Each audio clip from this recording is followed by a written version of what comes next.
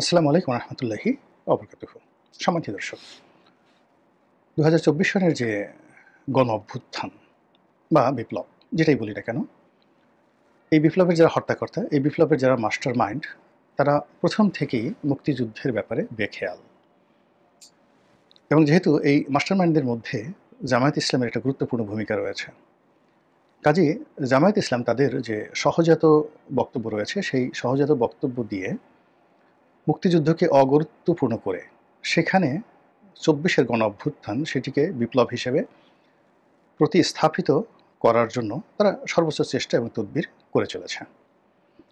অন্যদিকে এই সরকারের কতিপয় কর্তা ব্যক্তি, ইনক্লুডিং ডক্টর মোহাম্মদ ইউনূস, তো তারা যে কোনো কারণে হোক না কেন, মুক্তিযুদ্ধের যে গুরুত্ব, এটি মানুষের হৃদয়ে কীভাবে স্পন্দন জাগায় কিংবা এটি মানুষকে কিভাবে তাড়িত করে এবং মুক্তিযুদ্ধের অবমাননার ফলে মানুষ কিভাবে বিক্ষুব্ধ হয়ে পড়ে, এই বিষয়গুলো তারা কখনো অনুধাবন করেননি, চিন্তাও করেননি, আর এখনও পর্যন্ত পরিপূর্ণভাবে মূল্যায়ন করতে পেরেছেন বলে আমার কাছে মনে হচ্ছে না।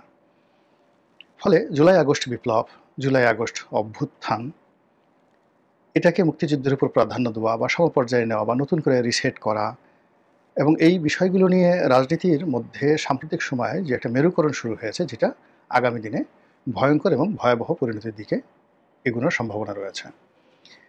এখানে একটা বিষয় উল্লেখ না করলেই নয়, সেটি হলো আমরা অনেকেই ডক্টর মোহাম্মদ ইউনূসের বিরোধিতা করছি। এর কারণ হলো তিনি আমাদের স্বপ্ন পূরণ করতে পারেননি। আমরা অনেকেই তার সমালোচনা করেছি বা করে চলেছি। এই কারণ হলো যে তার কাছ থেকে আমরা যেভাবে আশা করেছিলাম, সততা, ন্যায়পরায়ণতা, দৃঢ়তা এবং রাষ্ট্র পরিচালনায় দক্ষতা, এর একটা জায়গাতেও তিনি সফলতা দেখাতে পারেননি। অধিকন্তু আনএক্সপেক্টেডলি, একেবারে অভাবনীয়ভাবে তিনি আমাদেরকে কতগুলো চমক দিয়েছেন। বিশেষ করে তার নিজের ব্যক্তিগত স্বার্থসিদ্ধি, স্বজনপ্রীতি, নিজের এবং পছন্দের মানুষদেরকে দায়িত্বপূর্ণ গুরুত্বপূর্ণ পদ পদবিতে নির্বিচারে বসানো, এই বিষয়গুলো আমাদের আসলে ভালো লাগেনি। ফলে ওনার প্রতি যে শ্রদ্ধা, আবেগ, প্রেম, ভালোবাসা, এটা তলানিতে চলে এসেছে। তো এর অর্থ এই নয় যে আমরা ওনার এই জায়গাতে শেখ হাসিনাকে আবার আনতে চাচ্ছি বা ওনার অবর্তমানে আমরা কেউ আবার আওয়ামী লীগের শাসন কায়েম হোক, আবার ওবায়দুল কাদের সাহেব এসে কথা বলুন, জাহাঙ্গীর কবির নানক সাহেব আসুন, আবার হাসান মাহমুদ সাহেব আসুন, মানে ওনারা আবার ফিরে আসুন, এসে আবার সে একটা আওয়ামী রাজত্ব কায়েম করুন, বিশ্বাস করেন এটা বাংলাদেশের কোনো নির্বোধ, পাগল, বেকুব কেউ কল্পনাও করছে না।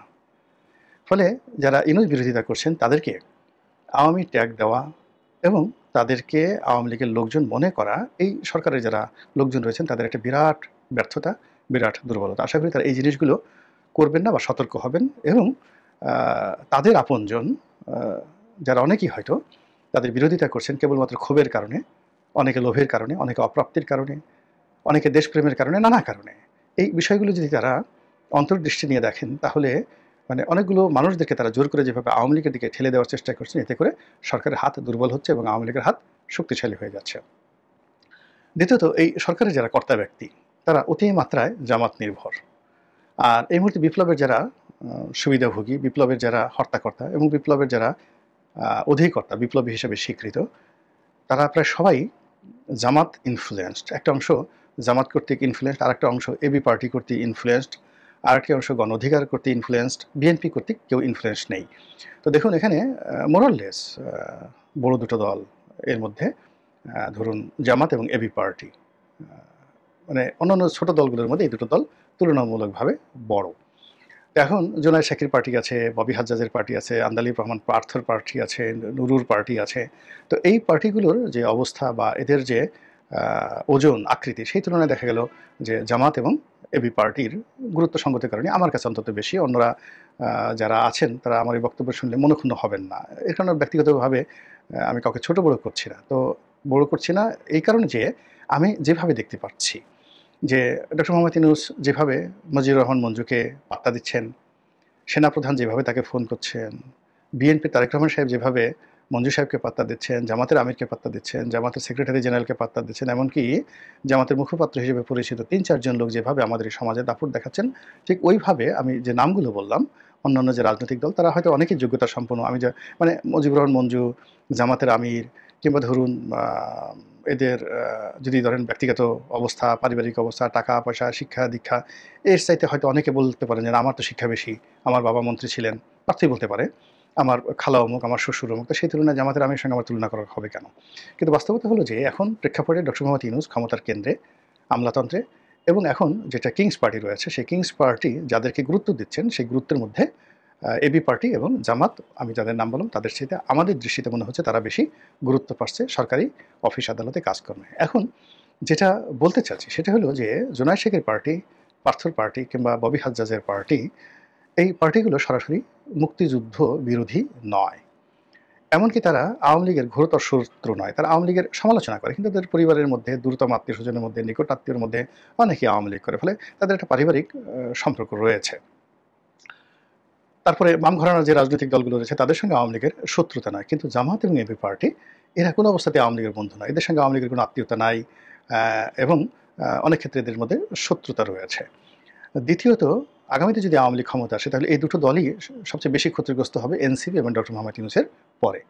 ফলে কি হলো, এদের মধ্যে একটা বন্ড গড়ে উঠেছে, এনসিপি, জামাত এবং ডক্টর মোহাম্মদ ইউনূস। আর সেই বন্ডের কারণে অন্যান্য যে রাজনৈতিক দলগুলো যার এনটি বিএনপি বা বিএনপির সঙ্গে, যেমন পার্থর বিএনপির সঙ্গে ভালো সম্পর্ক রয়েছে, ওটা আসলে রসায়নটা হচ্ছে না। তো মূল প্রসঙ্গে যেটা আসি যে এই তিনটি বা চারটি শক্তি, অর্থাৎ ডক্টর মোহাম্মদ ইউনূস এবং তার উপদেষ্টা মণ্ডলী একটা শক্তি, কিংস পার্টি হিসেবে এনসিপির একটা শক্তি, আর জামাতের একটা শক্তি। এখন এই তিনটে শক্তির মধ্যে একেবারে সুপ্রিম টাকার দিক দিয়ে, অভিজ্ঞতার দিক দিয়ে, রাজনীতির প্রজ্ঞার দিক দিয়ে এক নম্বরে হচ্ছে জামাত। আর জামাত এক নম্বরে থাকার কারণে তাদের যে আইডিওলজি, তাদের যে চিন্তা, তাদের যে ধ্যান, তাদের যে ধারণা, এই জিনিসগুলোই মূলত অন্যের উপরে এস্টাবলিশড হয়ে যাচ্ছে। ২ নম্বর হলো এবি পার্টিতে যারা আছেন, বিশেষ করে সভাপতি মজিবুর রহমান মঞ্জু। আপনারা জানেন যে উনি শিবিরের সভাপতি ছিলেন এবং সফলতম সভাপতি, এবং জামাতের যে কজন মেধাবী লোক ছিলেন তাদের মধ্যে অন্যতম মীর কাসেম আলী সাহেব ছিলেন। উনি মীর কাসেম সাহেবের একেবারে রাইট হ্যান্ড ছিলেন। ফলে শিবিরের রাজনীতি, জামাতের রাজনীতি, মানে শিবিরে জামাতে যে কজন লোক রয়েছেন খুব ভালো জানেন, তাদের মধ্যে মঞ্জু অবশ্যই ভালো জানবেন। দ্বিতীয়ত, তিনি সেখান থেকে বের হয়ে এসে যখন এবি পার্টি করলেন, তো সেই এবি পার্টির মধ্যেও তিনি ইচ্ছা করলেই তার যে জামাতের শিক্ষা, তারপরে জামাতের নীতি আদর্শ, জামাতের অ্যাটিটিউড, জামাতের চেহারা ছুড়ো, জামাতের দাড়ি স্টাইল, মুচকি মুচকি হাসি, কথা বলা, রাগ না হওয়া, এই জিনিসগুলো মঞ্জু সাহেবের রয়েছে। ফলে মজিবুর রহমান মঞ্জু এবং তার যে সেক্রেটারি সেই ব্যারিস্টার ফুয়াদ, এদের মধ্যে আকাশ পাতাল ডিফারেন্স। ফুয়াদ হয়তো কখনো শিবির করেনি, ফলে ফুয়াদ চোখ গোল গোল করে রাগ হয়ে হাত ঝুলিয়ে যেভাবে কথা বলেন ওভাবে কিন্তু ডাক্তার মাসুদ বলেন না, ওভাবে হামিদুর রহমান আজাদ বলেন না, সেলিম উদ্দিন বলেন না। তো যার জন্য কি হলো, কিন্তু মঞ্জু সাহেবের কথা যদি আপনি ধরেন, মঞ্জু সাহেবের কথা আর জামাতের অন্যান্য নেতাদের কথার মধ্যে ১৯ এবং ২০ পার্থক্য। কিন্তু যেহেতু মঞ্জু সাহেব এই পার্টির প্রতিষ্ঠাতা, বাকি সময় বিভিন্ন সময়, একটা সময় উনি সেক্রেটারি ছিলেন, কাউকে সভাপতি বানিয়েছিলেন, আবার উনি সভাপতি হয়েছেন, কাউকে সেক্রেটারি বানিয়েছেন, এটা বলতে গেলে উনারই ইচ্ছা। ফলে উনার যে দৃষ্টিভঙ্গি, চিন্তা চেতনা, তার মধ্যে জামাতের গন্ধ, জামাতের প্রেম, ভালোবাসা, দৃষ্টিভঙ্গি থাকবে, এবং মুক্তিযুদ্ধের ব্যাপারে জামাতের যে চিন্তা, ওটার একটা মডারেট চিন্তা হয়তো তিনি করবেন। কিন্তু তা সত্ত্বেও বাম ঘরানার যারা রাজনীতি করেন তাদের সঙ্গে মুজিবুর রহমান মঞ্জুর কখনোই মিল হবে না। তো সেই দিক থেকে চিন্তা করেন যে মুক্তিযুদ্ধের ব্যাপারে এখন যে সরকারের যে পাওয়ার হাউস রয়েছে, সেই পাওয়ার হাউসের যে ঐক্যতান, সেখানে যে তানপুরা, মানে যেটাতে বাদ্য বাজানো হয়, আর ঐক্যতান মানে যেটা সুর লহরী, স্বরলিপি, এগুলো মোরালের সমান।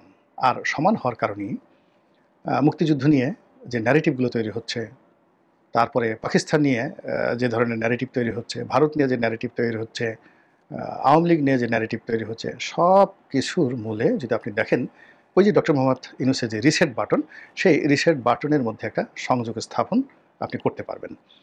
এবং একইভাবে নতুন প্রজন্মে যারা আসছেন, এই জুলাই আগস্ট বিপ্লবের যারা নায়ক, তাদের সবার বয়সই তো ৩০-এর নিচে বা ৩৫-এর নিচে সবারই বয়স হবে না, এবং এরা মুক্তিযুদ্ধ সম্পর্কে তাদের নেতিবাচক বা ইতিবাচক কোনো কিছু থাকার কথা না। এরা নতুন প্রজন্মের একেবারে ধারক এবং বাহক। এর মধ্যে যারা ছাত্রলীগ করেছেন, সংগঠনের সার্জিস্টরা যারা আছেন, তাদের তো মুক্তিযুদ্ধের প্রতি যতই কথা বলুক না কেন, একটা দুর্বলতা থাকে, কিন্তু অবস্থার প্রেক্ষাপটে তারা সেই প্রভাবটা, বর্তমান যে রিসেট বাটনের যে প্রভাব, সেই প্রভাব বা রিসেট বাটনের যে চাপ, এই চাপটা সহ্য করার ক্ষমতা তাদের নেই। ফলে কি হলো, এই যে জামাতের যে ন্যারেটিভ, ডক্টর মোহাম্মদ ইউনূসের যে ন্যারেটিভ, এই ন্যারেটিভে মুক্তিযুদ্ধটা আসলে তুচ্ছ তাচ্ছিল্যের বিষয় হয়ে যাচ্ছে, এক। ২ নম্বর হলো, যেটা বলার চেষ্টা করা হচ্ছে যে মুক্তিযুদ্ধকে ব্যবহার করে আওয়ামী লীগ একটা ব্যবসা করার চেষ্টা করেছে।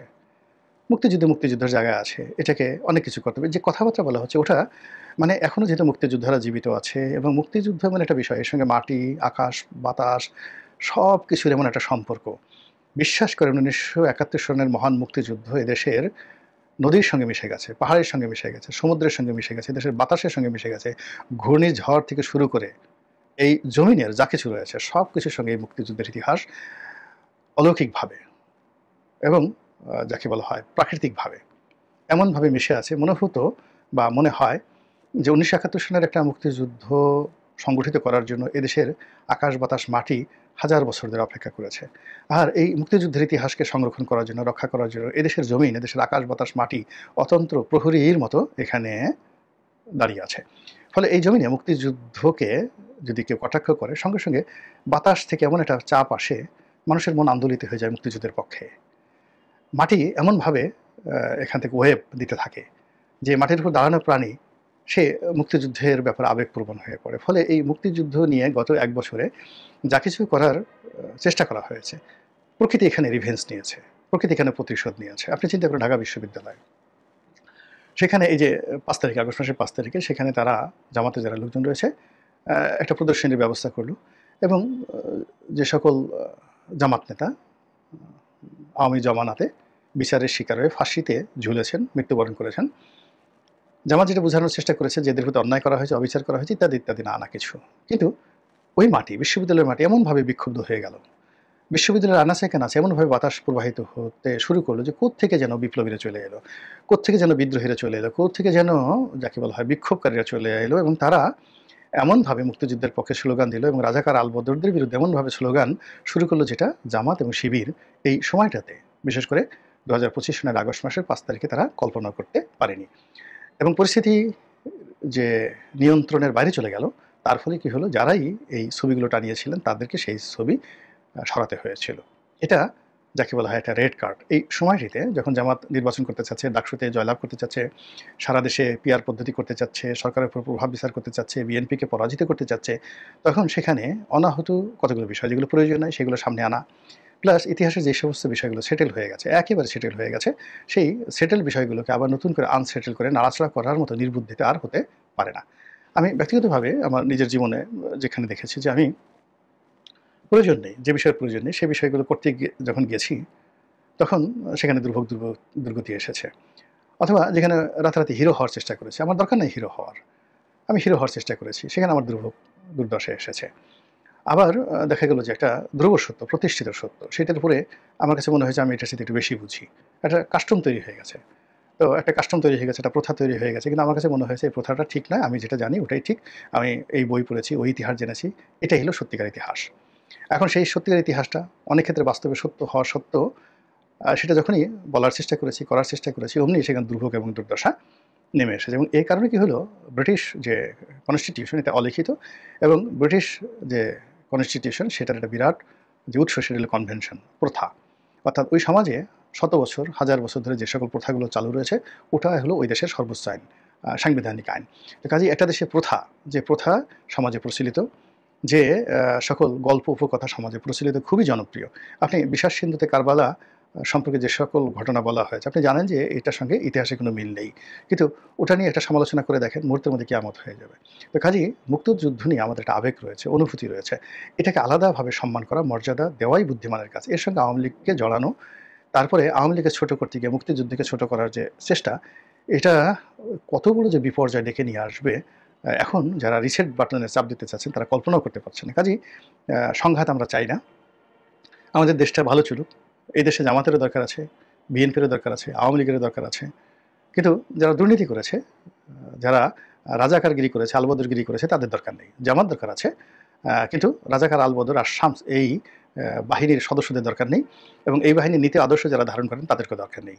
আমাদের বিএনপি দরকার আছে, কিন্তু হাওয়া ভবন, খাম্বা, তারপরে শেষে টাকা পাচার ইত্যাদি যারা করেছেন সেই সেই বিএনপি দরকার নেই। আমাদের আওয়ামী লীগ দরকার রয়েছে, কিন্তু আওয়ামী লীগ টাকা পাচার করা, গুলি করা, গুম করা, দুর্নীতি করা, অন্যায় করা, যে সমস্ত লোকজন এগুলো করেছেন তাদেরকে আসলে দরকার নেই। আমরা আওয়ামী লীগ চাই, বাট উইদাউট দ্যাট। এবং কোনো অবস্থায় তারা ক্ষমা বললেও হবে না, তারা নাকে খত দিলে হবে না, তাদের বিচার এই মাটিতে হতে হবে, দৃষ্টান্তমূলক বিচার হতে পারে, যেন আগামী দিনে কোনো মানুষ এই ধরনের অন্যায় করতে না পারে। এটা আমরা চাই, একেবারে সহজ সরল যে চাওয়া পাওয়া। তো সেখানে আসলে ছলচাতুরি করা বা একটা আরেকটার উপরে চাপিয়ে দেওয়া, এই জিনিসগুলো, এই মুনাফিকই আসলে রাজনীতি কখনো সহ্য করতে পারে না। মহান আল্লাহ আমাদের সবাইকে হেদায়েত দান করুন এবং হেফাজত করুন। আসসালামু আলাইকুম ওয়া রাহমাতুল্লাহি ওয়া বারাকাতুহু।